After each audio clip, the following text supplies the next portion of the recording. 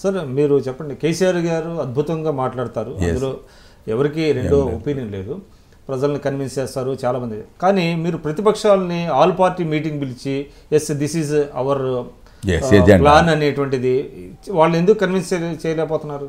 మీరు నేనే ప్రజాస్వామ్యంలో ఆల్ పార్టీ మీటింగ్ అనేది చాలా ఇంపార్టెంట్. మేము కొత్తగా రాష్ట్రం ఏర్పడిన తర్వాత జూన్ 2014లో జూలైలోనే ఆల్ పార్టీ మీటింగ్ పెట్టి ఫీజు రియంబర్స్మెంట్ విషయంలో మాట్లాడినాం.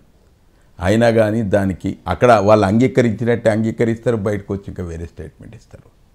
అదేవిధంగా ప్రాజెక్టుల విషయంలో కూడా మిషన్ కాకతీయ విషయంలో కానివ్వండి, ప్రాజెక్టుల విషయంలో కానివ్వండి. ఎన్నిసార్లు పిలిచారండి ఆల్ పార్టీ మీటింగ్? అన్ని డిఫరెంట్ ఆ రోజుల్లో అంటే జూన్ నుంచి మొదలుకుంటే డిసెంబర్ 2014 వరకు సుమారు 5-6 పర్యాయాలు వాళ్ళతో సంప్రదింపులు చేసినాం. ఎన్ని చేసినప్పటికి కూడా వాళ్ళు కుక్కకు తోకకు వంకర అన్నట్టుగానే కానీ వాళ్ళు ఒక్కటి కూడా సపోర్టుగా ఇది కాదు సార్, ఇది చేస్తే బాగుంటుంది, నిర్మాణాత్మకమైన సూచనలు ఇవ్వమని పలు పర్యాయాలు ముఖ్యమంత్రి గారు వారిని కోరుతూ వచ్చాను. శాసనసభలో కూడా మీరు మాట్లాడేటువంటి ఒక విధానం స్పష్టంగా ఉండాలి. నేను చెప్తున్నా ఇది దీని కాదు, ఇది ఇట్లా అయితే బాగుంటుందని చెప్పండి. కానీ సకారాత్మకమైనటువంటి యొక్క ఆలోచనలు లేకుండా అన్ని నకారాత్మకమైనటువంటి ఆలోచనలతో ఉన్నప్పటికీ మిమ్మల్ని పిలిచి లాభమే ఉన్నది అనేటువంటి ఒక భావనకు వచ్చేసిండు. ఆ రకంగా తప్ప ఇంకా కావాలని ప్రజాస్వామ్యయుతంగా ఏదైనా పరిష్కారం చేయాలనేటువంటి ఒక యుక్తి భావన సీఎం గారికి ఉంటాంటది ఎప్పటికైనా. మీరు చూసినారు అసెంబ్లీలో మీరు ఎన్ని గంటలు అంటే అన్ని గంటలు చర్చిద్దామని అన్నాడు, కానీ మీరే పారిపోయే పరిస్థితి వచ్చింది. మీరేంటండి అంటే మీరు అన్ని పార్టీలు ఎమ్మెల్యేలు కానివ్వండి, ఎమ్మెల్సీలు కానివ్వండి, వాళ్ళతో రాజీనామాలు చేయించకుండా ఆకర్ష పథకంతో వాళ్ళందరినీ విలీనం చేసుకుంటా పార్టీలో కలిపేసుకుంటున్నప్పుడు మీకు ప్రతిపక్షాల నుంచి సహకారం ఎలా అందుతుందనేది మీరు ఆశిస్తున్నారు? ఎస్, మీరు ఒక విషయం మాత్రం వాస్తవం. ఎందుకంటే కొత్త రాష్ట్రం ఏర్పడ్డది.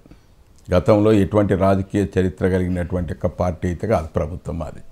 మాది కేవలం తెలంగాణను అభివృద్ధి పరచాలనే కాంక్షతో ఏర్పడ్డటువంటి ఒక పార్టీ.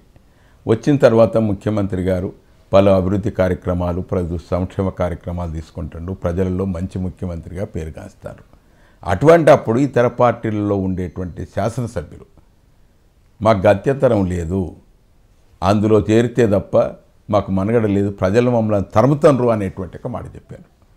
కాబట్టి వారందరూ కూడా వచ్చి పార్టీలో చేరుతారు. వాళ్ళతో రాజీనామాలు చేయించకుండా అవసరమే లేదు. ఎందుకొరకంటే ఈ పార్టీ ఏదైతున్నదో ఇది కేవలం ఒక ఇదివరకు రాజకీయంగా ఉండేటువంటి ఒక పార్టీ కాదు, కేవలం తెలంగాణ అభివృద్ధి చేసుకోవాలనేటువంటి ఒక కాంక్షతో ఏర్పడేటువంటి ఒక టీఆర్ఎస్ పార్టీ. ఇవాళ వీళ్ళు వచ్చిన కాంచేలి 3 సంవత్సరాల లోపల ఎన్నో విప్లవాత్మకమైన వినూతనమైనటువంటి ఒక పథకాలు పెడుతూ వచ్చారు, ప్రజలలో మంచి మన్నన పొందుతూ వచ్చారు. కాబట్టి అందుకొరకే వాళ్ళందరూ కూడా ఈ పార్టీలో మేము ఎక్కడ కూడా వారిని ఆహ్వానించిన ఉదంతం లేదు.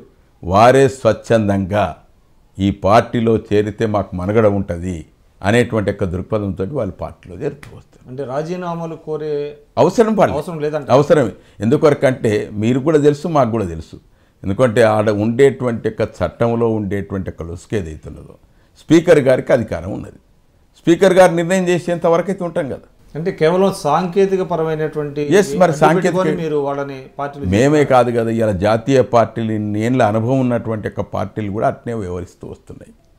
కాబట్టి మేము మా తెలంగాణను సస్యశ్యామలం చేయాలనేటువంటి ఒక సంకల్పంతో పనిచేస్తున్నప్పుడు అడ్డంకులు మేమేం ప్రజలలో గుతలేమా?